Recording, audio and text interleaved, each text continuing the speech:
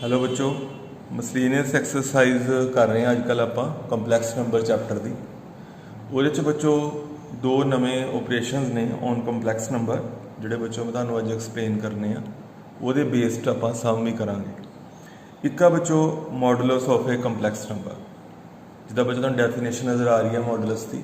If Z is any complex number A plus iota B then mod बच्चों इदा represent किया जाता है मॉडुलस को, mod of Z equal to under root A square plus B square. यदि बच्चों application तुम दसागा जो आप एक्सरसाइज सम करा। बच्चों मान लो Z साढ़े को A माइनस वाइटा B है, दैन बच्चों मॉड Z सेम आएगा चाहे A प्लस वाइटा B, क्योंकि यदा बच्चों फॉर्मूला जो आप वर्डिंग च बोलीए अंडर रूट रियल पार्ट का स्केयर प्लस इमेजिनरी पार्ट का स्केयर। इमेजिनरी पार्ट बच्चों माइनस B है, जो माइनस B में स्केयर करांगा तो वह B स्केयर ही आएगा। बच्चों फॉर एग्जाम्पल मान लो मेरे को एक कॉम्पलैक्स नंबर है 3 माइनस 4 आइटा, वह नाम है Z। ओके बच्चों मैं मान लो मॉड Z फाइंड करना पे, then mod of 3 minus 4 iota कितना बनेगा बच्चों 9 प्लस कितना बच्चों 16। वो कितना बच्चों 3 स्केयर प्लस 4 स्केयर और बच्चों अंडर रूट 25। मान लो बच्चों कंपलैक्स नंबर जोड़ा वो 3 प्लस 4 आइटा तो भी बच्चों मॉड Z सेम ही आएगा अंडर रूट 9 प्लस कितना बच्चों 16 आइटा नहीं आना बच्चों, आइटा का कोफिशिएंट कितना 4, सिर्फ 4 का स्केयर आना under root 3 square plus 4 square under root 25। बच्चों नैक्सट बच्चों ऑपरेशन है on complex number that is conjugate of a complex number. मान लो बच्चों जिदा मॉड में रिप्रजेंट किया जाता इस तरह, if Z is any complex number then mod Z represent this way. उस तरह बच्चों कॉन्जुगेट में बार ना रिप्रजेंट किया जाता। मान लो एक Z कंपलैक्स नंबर है A प्लस वाइटा B और मैं तुम्हें पूछ रहा कि what is the conjugate of Z, then conjugate of Z is A minus iota B। जो बच्चों पंजाबी च गल करिए मतलब कुछ नहीं करना, सिर्फ वाइटा का साइन चेंज कर देना। जे प्लस वाइटा तो माइनस वाइटा हो जाएगा, तो जे माइनस वाइटा तो प्लस वाइटा हो जाएगा। वो कितना मान लो Z है x minus iota y, then conjugate of Z conjugate of x minus iota y is equal to x plus iota y। बच्चों मान लो Z है 3 माइनस 4 आइटा और बच्चों का आप कॉन्जुगेट फाइंड करिए Z बार, वो बच्चों 3 minus 4 iota bar equal to 3 plus 4 iota. हुण बच्चों आप एक्सरसाइज के बाकी रंदे सम करांगे मसलीनियस से, जिन्हां च बच्चों दोनों ऑपरेशन यूज होने हैं, modulus of a complex number and conjugate of a complex number. First sum बच्चों अज का एग्जाम्पल 12 है। कॉन्जुगेट बच्चों आप फाइंड करना है गिवन कंपलैक्स नंबर का। बच्चों चाहे मॉडुलस फाइंड करना है, चाहे रियल पार्ट इमेजिनरी पार्ट तुहानूं पूछे जान, चाहे कॉन्जुगेट फाइंड करना है, जिदा भी बच्चों फाइंड करना first of all it should be in standard form, यानी कि A plus iota B form च सम होना चाहिए, फिर ही आप बारे कुछ दस सकते हैं कि कॉन्जुगेट कितना, मॉडुलस कितना। इसलिए बच्चों सब तो पहले आप अपने सम को सिंपलीफाई करांगे, मतलब वो किदा जिदा आप पिछले 3-4 लैक्चर च किया, जस्ट मल्टीप्लीकेशन है बच्चों, न्यूमरेटर डिनोमीनेटर च मल्टीप्लाई कर लो, जिन्ना सिंपलीफाई कर सको करो। जो थले बच्चों आइटा बचया उन्होंने अगों दसदा बच्चों मैं करके। इत्थे बेटा मल्टीप्लीकेशन सिंपल मल्टीप्लीकेशन है, डिनोमीनेटर भी बच्चों सेम, और बच्चों तुम मैं बहुत बार एक्सप्लेन कर चुका 6 प्लस 5 आइटा रह गया ऊपर बच्चों, और आइटा स्केयर की वैल्यू पानी -1, ये बच्चों प्लस 6 होगा। डिनोमीनेटर बच्चों आइटा स्केयर की वैल्यू -1, 2 पॉजिटिव हो गया तो 2 है भी बच्चों पॉजिटिव, 4 प्लस 3 आइटा, फाइनल बच्चों 12 plus 5 iota upon 4 plus 3 iota.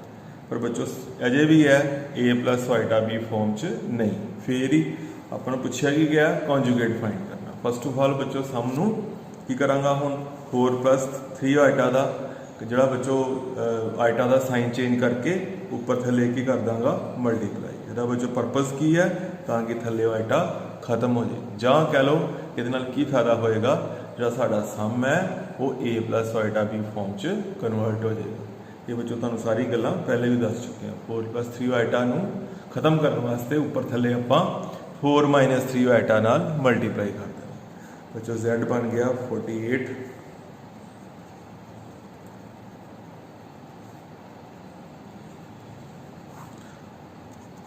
थले बच्चों A+B A-B 4 स्केयर 16 -9 विद की बच्चों आइटा स्केयर। Z बच्चों फाइनल बन रहा 46 -16 आइटा प्लस 15 और बच्चों थले 16 + 9 और बच्चों Z साढ़े कोल 48 15 नूं बच्चों आपां ऐड कर लेना। यह बच्चों बन गया 63 -16 iota and whole divided by 25 और बच्चों साढ़े को फाइनल Z हो गया 63/25 -16/25 विद की बच्चों आइटा।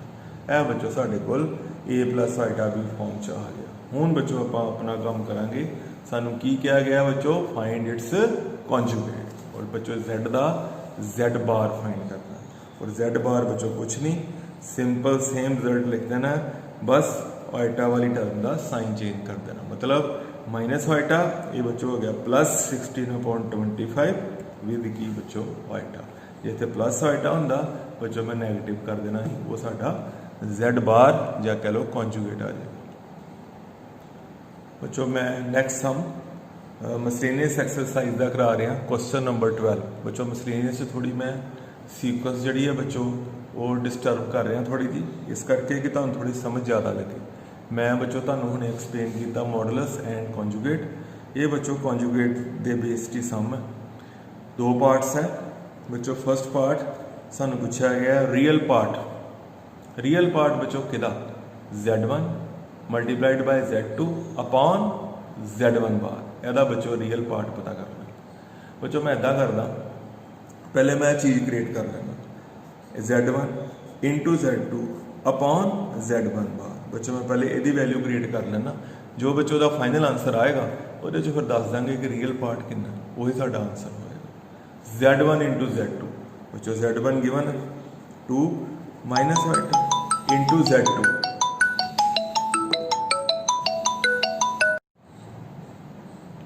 Z2 बच्चों -2 प्लस आइटा और Z2 की वैल्यू क्या है Z1 × Z2 हो गया डिवाइडेड बाय Z1 बार और Z1 बच्चों सानू कितना गिवन है 2 माइनस आइटा Z1 बार कितना हो गया बच्चों 2 प्लस आइटा थले बच्चों 2 प्लस आइटा आ गया Z1 2 माइनस आइटा Z1 बार 2 प्लस आइटा। यह बच्चों साढ़े को वैल्यू तैयार होगी Z1 × Z2 अपॉन Z1 बार। पर बच्चों कोई भी रिजल्ट देने तो पहले इनू बच्चों सानू सिंपलीफाई करना पेगा। ये बच्चों तुसीं मल्टीप्लाई कर लेना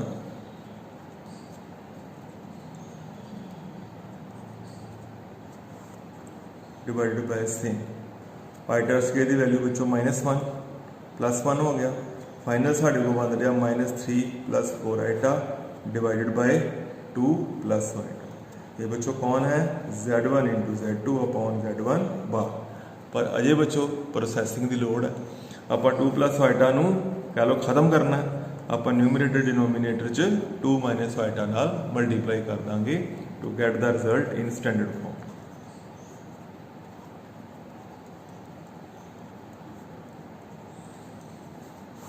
थले बच्चों 4 माइनस आइटा स्केयर हो गया। आइटा स्केयर की इतने वैल्यू लिख देंगे -1 आई थिंक +4 हो गया ऊपर बच्चों -2 + 11 आइटा और होल अपॉन 5 तुहानूं समझ आ गया ना किदा आइटा स्केयर की वैल्यू -1 बच्चों साढ़े को Z1 × Z2 अपॉन Z1 बार बच्चों फाइनल बन गया। बाकी बच्चों कैलकुलेशन जो मेरे को कोई गलती होगी वो तुसीं आप देख लेना। Z1 × Z2 upon Z1 bar 2/5 + 11/5 with iota. यह बच्चों साढ़े को तैयार हो गया Z1 × Z2 अपॉन Z1 बार। पर बच्चों सानू की मंगया गया सिर्फ वह केड़ा पार्ट रियल पार्ट। बच्चों फाइनल आंसर आया वह रियल पार्ट कौन है 2/5 एंड आप इदा करा real part of Z1 × Z2 upon Z1 bar equal to 2/5। ये बच्चों साडा फाइनल आंसर है मिसलेनियस एक्सरसाइज के क्वेश्चन नंबर 12 का। सैकेंड पार्ट है बच्चों इमेजिनरी पार्ट मंगया गया 1/z1 z1 बार। बच्चों पहले आप सिर्फ इन्ना तैयार कर लाँगे z1 × z1 बार 1/z1 बच्चों सानू गिवन है 2 - वाइटा इंटू z1 बार कितना हो गया बच्चों 2 + वाइटा z1 × z1 बार बच्चों फाइनल आया 1/4 - वाइटा स्क्वायर। बच्चों फाइनल आंसर आ गया साढ़े को 1/5 जो बच्चों साढ़े को आया ये हुण आइटा है ही नहीं है ना। तो इनू बच्चों आप कितना लिख सकते हैं जो आंसर आया 1/5 + आइटा इंटू कितना बच्चों 0 यह स्टैंडर्ड फॉर्म बन गई। जो बच्चों मेरा आंसर आया ये किहदा आंसर है 1/z1 × z1 बार। और इस रिजल्ट का साढ़े को की मंगया गया imaginary part. Actually imaginary part बच्चों है ही नहीं बट फिर भी मैं स्टैंडर्ड फॉर्म च लिखिया। इमेजिनरी पार्ट फिर किहड़ा हो गया जिहड़ा आइटा का कोफिशिएंट तो आप बच्चों दैंड कर सकते हैं इमेजिनरी पार्ट ऑफ किहड़ा 1/z1 × z1 bar equal to कितना बच्चों 0। जो रियल पार्ट मंगया जाता फिर बच्चों कितना रिजल्ट आना सी 1/5। नैक्सट बच्चों 14 सम है मेरा बच्चों 13 सम च मंगया गया find the modulus and the argument of वो बच्चों जो सारा टॉपिक है वो टॉपिक रिलेटेड है पोलर फॉर्म नाल वो वाले सम तुहाडे सिलेबस च नहीं ओके जिहड़े सम मैं तुहानूं सिलेबस च नहीं करावांगा वो बच्चों तुहाडे आउट ऑफ सिलेबस हम इस साल लिए तुहाडे लिए।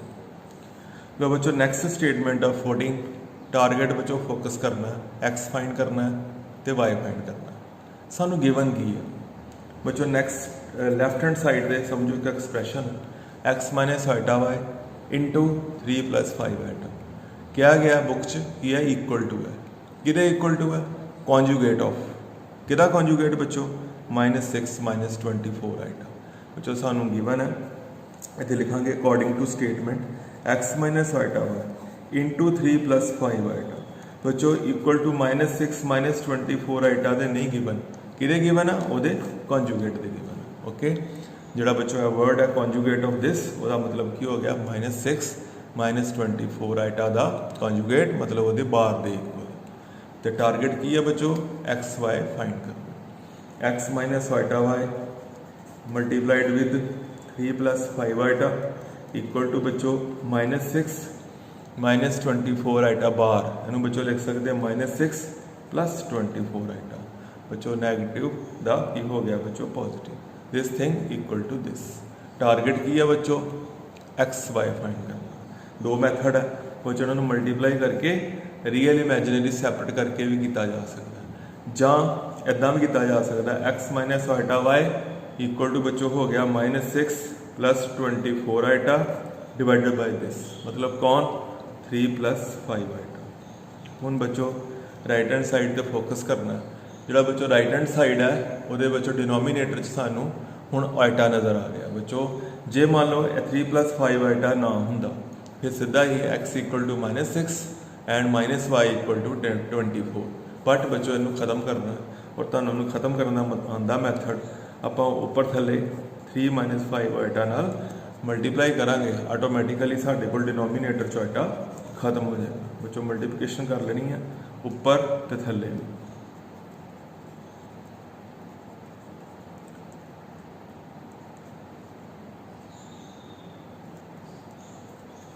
डिनोमीनेटर बच्चों 9 - 25 विद आइटा स्क्वायर साढ़े को बच्चों एंड रिजल्ट बन रहा माइनस